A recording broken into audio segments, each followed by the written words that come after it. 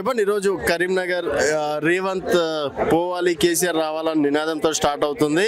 So ఏం చెప్తారు మీరు? అంటే కేసీఆర్ గారి మాటల కోసం దాదాపు సంవత్సరం తర్వాత మళ్ళీ వినబోతున్నారు. సో మళ్ళీ ఇందిరమ్మ రాజ్యం రావచ్చా, కేసీఆర్ రాజ్యం రావచ్చు? మళ్ళీ కేసీఆర్ గారి రాజ్యమే వస్తుంది. ఇందిరమ్మ రాజ్యం ఎప్పటికీ రాదు. ఎందుకంటే 40 సంవత్సరాలు కాంగ్రెస్ పార్టీ కోసం నియ్యతగా పనిచేసిన ఒక వ్యక్తినే ఈరోజు పార్టీ ఇంత కించపరిచి ఎట్లన్నాడు రేవంత్ రెడ్డి అంటే, తొక్కుకుంటూ పైకెక్కుతా అంటే ఆత్మాభిమానం దెబ్బతిన్నది.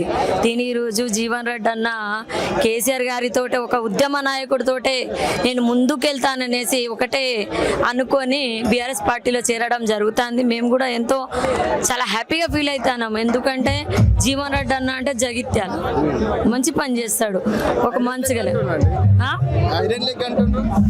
అనేటోళ్ళు అట్లా అంటారు. కానీ ఆయన పని, ఆయన నియత్తు, ఆయన ప్రజలకు చేసే సేవ. మొన్న స్థానిక సంస్థ ఎన్నికలు ఉన్నప్పుడు కూడా స్థానిక సంస్థలు ఎవరు నిలబడ్డారు, ఇండిపెండెంట్ కి మద్దతు చేసిండు ఆయనే. రేవంత్ రెడ్డి వచ్చి 2-3 సంవత్సరాల నుంచి వచ్చినప్పటి నుండి పెద్దలకు చిన్నలకు విలువ లేకుండా పోయింది. విలువ లేని చోట ఉండొద్దు, విలువ ఉన్న చోటే ఉండాలనేసి దేవుడు నన్ను కేసీఆర్ దగ్గరికి పంపించిండు. జగిత్యాల ప్రజల కోసం నేను సేవ చేయాలనేసి ఒకటే పాపము నినాదంతో బీఆర్ఎస్ పార్టీలో వస్తాండి. కాబట్టి మేము మనస్ఫూర్తిగా అన్నను ఆహ్వానిస్తున్నాము. కరీంనగర్ మళ్ళీ గులాబీమయం అవుతుంది అనుకోవచ్చు. పక్క కరీంనగరే కాదు, 33 డిస్ట్రిక్ట్లు మళ్ళీ గులాబీమయం అయితే 2 సంవత్సరాలు ఆగుతాయి. అంతే, తప్పకుండా. ఆయన పెడతానే ఉంటాడు. ఎన్ని దీటైనా సభలు పెట్టినా కేసీఆర్ గారు ఆయన పేరు కూడా తీయాలి.